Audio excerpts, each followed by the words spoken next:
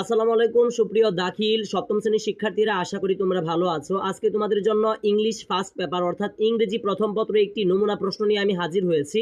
আশা করতে পারি আজকের এই প্রশ্নটি যারা বাসায় ভালো করে বুঝে শিখতে পারবে, ইনশাল্লাহ এখান থেকে সে পরীক্ষায় কমন পাবে। তো আমি আর কথা বাড়াতে যাচ্ছি না। তো তোমরা যারা আমাদের চ্যানেলে নতুন, অবশ্যই চ্যানেলটিতে একটি লাইক দিয়ে চ্যানেলটি সাবস্ক্রাইব করে পাশে থাকবে।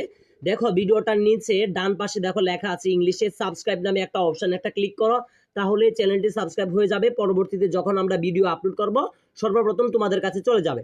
তো দেখো আমি আর কথা বাড়াতে যাচ্ছি না। তোমাদের পরীক্ষাতে টোটাল সময় থাকবে হচ্ছে 3 ঘন্টা এবং 100 মার্কের পরীক্ষা হবে।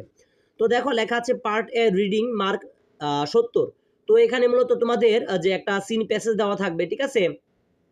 তো এখান থেকে তোমরা পরীক্ষাতে আর কি মানে 70 নাম্বার পাবে শুধু রিডিং থেকে, অর্থাৎ তোমাদের মানে মেইন বই থেকে, ইংলিশ ফার্স্ট পেপার বইটা থেকে। তো এখানে দেখতে পারতেছো reading the text and answer the questions 1 and 2, ঠিক আছে।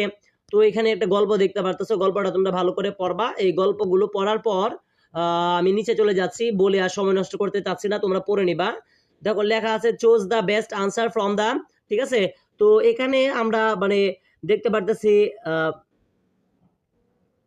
এখানে তোমরা যে A B C D E F G, এখানে দেখতে পারতেছো যে টোটাল তোমরা 10টা এমসিকিউ বা সঠিক উত্তর আছে। এগুলো তোমরা এই রিডিংটা পড়ার পর আনসার করবা।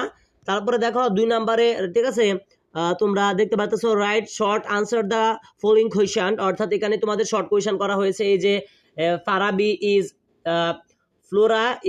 ফ্লোরাস বেস্ট ফ্রেন্ড, ঠিক আছে, they live in the same area, ঠিক আছে। তো এখানে দেখতে পারতেছো যে যে প্যাসেজটা আছে, এই প্যাসেজটা থেকে এখানে সংক্ষিপ্ত প্রশ্নগুলো আছে, এগুলোর আনসার করবা।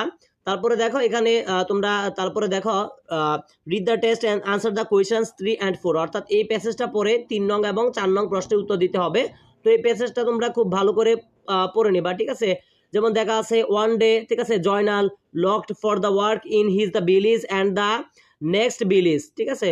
তো অন ডে জয়নুল লোকড, এটা জয়নাল না জয়নুল হবে। তো আমি আর এটা প্যাসেজ পড়বো না, তোমরা প্যাসেজটা পড়ে নিবা। এটা পড়ার পর তোমরা 3 and 4 3 নাম্বার এবং 4 নং প্রশ্নের উত্তরটা দিবা। যেমন দেখো 3 নং প্রশ্নটা তোমাদেরকে দিতে হবে। যেমন দেখো লেখা আছে complete the passage which suitable word, ঠিক আছে।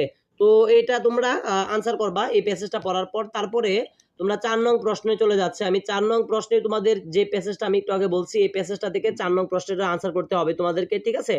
তো 4 নং প্রশ্নটা দেখো লেখা আছে read the passage carefully and the replace the following words which they are suitable synonyms or antonyms, ঠিক আছে। তো 4 নং প্রশ্নের আনসার করতে হবে তোমাকে। আমি একটু আগে যে উদ্দীপকটা এখানে বলছি, যে এই উদ্দীপকটা থেকে তোমাদেরকে কিন্তু এই যে এখানে যে লেখা আছে এই গল্পটা পড়ার পর কি তোমাদেরকে আনসারটা করতে হবে। আশা করি এটাও বুঝতে পেরেছো। আমি আর রিডিং করে সময় নষ্ট করতে চাচ্ছি না, আশা করি তোমরা বুঝতে পারতেছো। তারপরে দেখো লেখা আছে যে read the test and answer the questions 5, 6 and 7, অর্থাৎ এখানে তোমাদের এই যে প্যাসেজটা দেখতে পাচ্ছ হযরত উমর রাদিয়াল্লাহু তাআলা আনহু, ঠিক আছে। তো উমর রাদিয়াল্লাহু তাআলা এই প্যাসেজটা পড়ার পর 5, 6 এবং 7 নাম প্রশ্নের আনসার করতে হবে। তো এই প্যাসেজটা খুব ভালো করে পড়ে নিবা। যেমন 5 নাম্বার দেখতে পাচ্ছ, 5 নাম্বারটা তোমরা আনসার করবে এই প্যাসেজটা পড়ার পর। তারপরে 6 নাম্বারটাও তোমরা কিন্তু এই প্যাসেজটা পড়ার পর আনসার করতে হবে, ঠিক আছে। তো দেখতে পারতেছ ট্রুথ ফলস দেওয়া আছে, অর্থাৎ সত্য মিথ্যা 6 নং প্রশ্নে দেওয়া আছে। এগুলো এই প্যাসেজ পড়ার পর তোমরা আনসার করবা। তারপরে দেখো 7 নাম্বার। তো 7 নাম্বারে দেখো রাইট এ সামারি, ঠিক আছে, অর্থাৎ সামারি এই যে প্যাসেজটা দেখতে পারতেছে, এই যে হযরত উমর, এই হযরত উমর ফারুক রাদিয়াল্লাহু তাআলা এর সামারিটা তোমাদের 7 নং এ লিখতে হবে। সামারিতে 10 নাম্বার থাকবে। 8 নাম্বার দেখো এখানে তোমাদের ম্যাচিং থাকবে কলাম এ এবং কলাম বি, এটা তোমরা শিখে নিবা। 9 নাম্বারটা দেখো, 9 নাম্বারটা এই তোমাদের 8 নাম্বার থাকবে 9 নং প্রশ্নের জন্য, ঠিক আছে। তো 9 নংটা খুব ভালো করে শিখবা। তারপরে দেখো 10 নাম্বার, 10 নাম্বারটাও ভালো করে শেখার চেষ্টা করবা। সবকিছু লেখা আছে, আমি আর তোমাদেরকে রিডিং করে সময় নষ্ট করতে চাচ্ছি না, ঠিক আছে। তো তারপরে দেখো এখানে তোমাদের পার্ট বি থাকবে রাইটিং মার্ক, এখানে থাকবে হচ্ছে 30 নাম্বার, ঠিক আছে। তো রাইটিং মার্কে থাকবে হচ্ছে তোমাদের 30 নাম্বার। এখানে দেখতে পাচ্ছ read the opening of the story below and the complete in it in at least ten new sentence give a suitable title to it, ঠিক আছে। তো দেখো এখানে যে এটা আছে, এটা তোমাদেরকে মানে কমপ্লিট করতে হবে এই স্টোরিটা। তারপরে দেখো 12 নম্বরে এসেছে হচ্ছে তোমাদের প্যারাগ্রাফ এসেছে, লোডশেডিং প্যারাগ্রাফটা এসেছে 150 শব্দের ভিতরে লিখতে হবে। এবং সর্বশেষ দেখো যে 13 নম্বরে এসেছে একটা ডায়লগটা এসেছে improving his skill in English, ঠিক আছে।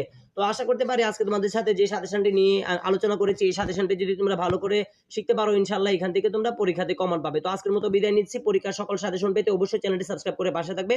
আসসালামু আলাইকুম।